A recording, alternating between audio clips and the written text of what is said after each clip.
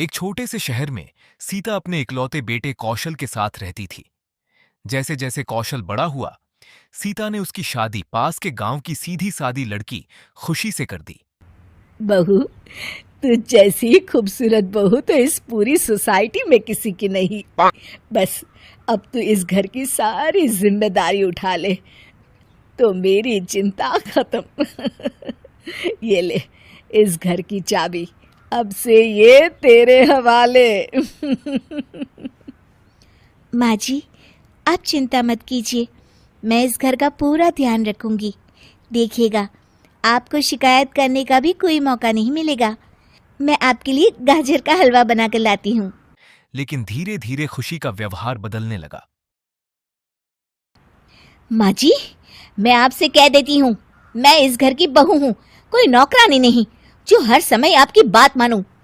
बहू, मैं तो बस ये कह रही थी कि तू हर समय फोन पर ये किससे बात करती रहती है। हर समय तेरा फोन बिजी आता है। ये बात कुशल को पसंद नहीं बेटा। हाँ हाँ, मेरी तो हर बात सबको बुरी ही लगती है। शादी को कई महीने बीत गए, पर खुशी कभी सच में खुश नजर नहीं आई। वह छोटी छोटी बातों पर अपने पति और सास से झगड़ा करने लगी। असल वजह किसी को नहीं पता थी। खुशी का एक पुराना प्रेमी था, जिससे वह शादी के बाद भी छुप छुप कर मिलती रहती थी। गोविंद, मैं अपने पति और सास के साथ खुश नहीं हूँ। चलो ना, हम भाग जाते हैं। तुम एक काम करो, घर से सारा कीमती सामान ले आओ, उसके बाद मौका देखकर हम भाग जाएंगे।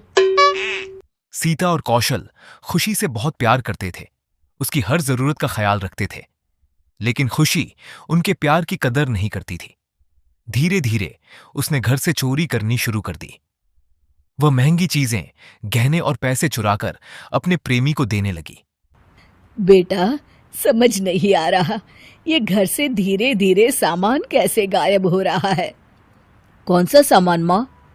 अरे वो चांदी के बर्तन जो मैंने बनवाए थे वो दिख नहीं रहे। यहीं कहीं होंगे माँ, आपकी बहू ढूंढ देगी। कितने बेवकूफ हैं ये माँ बेटे। इनका सारा सामान मैं गायब कर दूंगी और इनको पता भी नहीं चलने दूंगी। समय के साथ खुशी ने घर का लगभग सारा कीमती सामान अपने प्रेमी को दे दिया। अब उसने अपने प्रेमी के साथ भागने का फैसला कर लिया।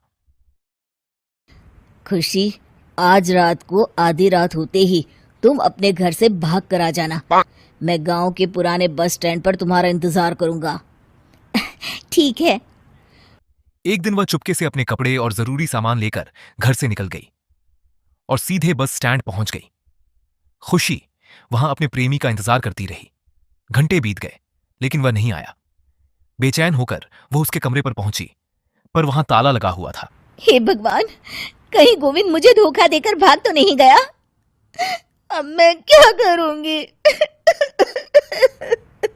ये देखकर उसके पैरों तले जमीन खिसक गई। उसकी आंखों से आंसू रुकने का नाम नहीं ले रहे थे। तभी पीछे से उसका पति कौशल आ गया। उसके हाथ में वही गहनों की पोटली थी। अब यह हाँ, मैंने गोविंद को गांव छोड़ने से पहले पकड़ लिया था और ये सारे गहने भी उससे ले लिए। आपको सब पता था कि मैं आपको और माँ जी को धोखा दे रही थी। हाँ, मगर मुझे ये भी पता था कि गोविंद अच्छा इंसान नहीं है। अगर मैं तुमको समझाता तो तुम कभी नहीं समझ पाती। इसलिए मैं चाहता था कि तुम्हारी आंखें खुद खुले। मुझे माफ कर दीजिए। कोई बात नहीं खुशी, मगर हमेशा ये याद रखना कि तुम्हारे अपने कभी भी तुम्हें धोखा नहीं देंगे। माँ और मैं तुम्हें बहुत प्यार करते हैं और हम दोनों चाहते हैं कि खुशी खुशी खुशी हमारे घर रहे, क्योंकि तुम ही तो हमारी खुशी हो। हाँ, मैं आज के बाद आपको और माँ जी को कभी निराश नहीं करूंगी।